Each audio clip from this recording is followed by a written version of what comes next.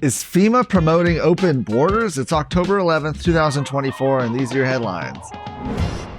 Well, the new report says the Biden-Harris administration's allegedly redirecting funds meant for securing the southern border in order to advance its own open borders agenda. It comes from the Center for Renewing America, who reported that the Federal Emergency Management Agency, FEMA, has been using funds allocated to Customs and Border Protection to spur illegal border crossings. Specifically, CRA levied accusations against the Biden-Harris administration for propagating the illusion that CBP had enough taxpayer funding, but then moving those dollars to FEMA in order to advance open border policies. Center for Renewing America described this process as being even more scandalous than FEMA funding illegal aliens with its own money.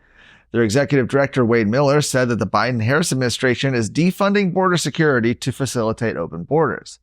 While the U.S. Department of Homeland Security Secretary Alejandro Mayorkas revealed that FEMA is running out of money amid the ongoing hurricane season, FEMA actually spent exorbitant amounts of money on welfare for illegal aliens. For example, in the past 2 years alone, FEMA covered approximately $1 billion worth of food, shelter, and transportation for illegals.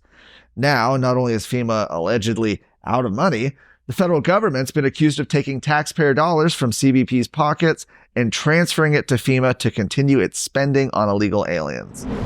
Well, we have some breaking news update on a story we've been talking about this week. It's been making a lot of waves, and that is the fact that earlier this week, the Secretary of State, Jane Nelson, and her office put out an advisory telling election officials that they need to accept non-citizens' driver's licenses as voter IDs.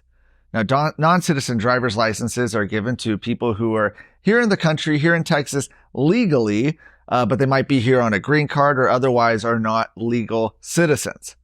Obviously, these have not been able to be used to be IDs in order to cast a vote. In fact, according to Secretary of State guidance from 2018, it specifically says that's not the case.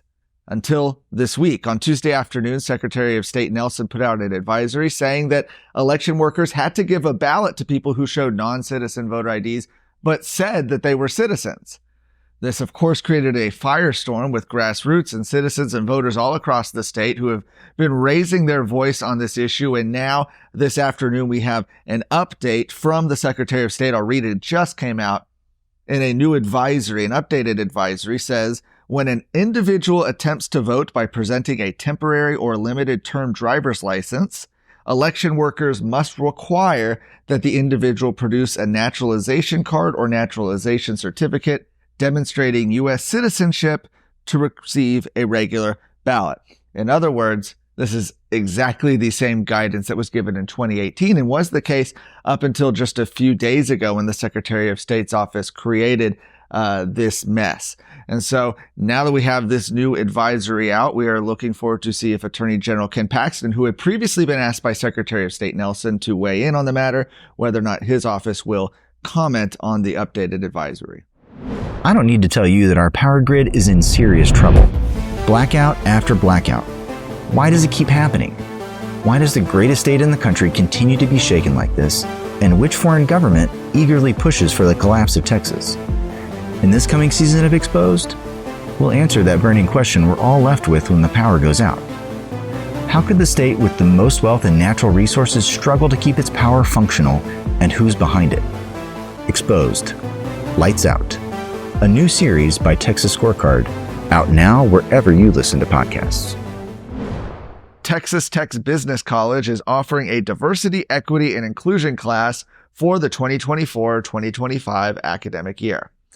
After learning about a queering agriculture seminar on campus in June, Texas Tech leadership reiterated that their position that university faculty follow both the spirit and letter of a 2023 state law banning DEI in higher education.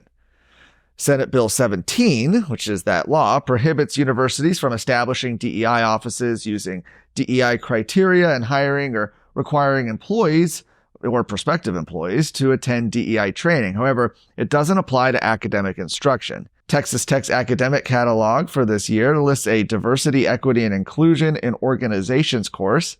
It's an undergraduate management course offered by Texas Tech's Jerry Rawls College of Business. The course description states the class examines various forms of diversity, effective D&I practices, impacts of individual D&I perspectives on work experience, and the necessity of D&I in organizational performance. For more of these stories, you can go to texasscorecard.com.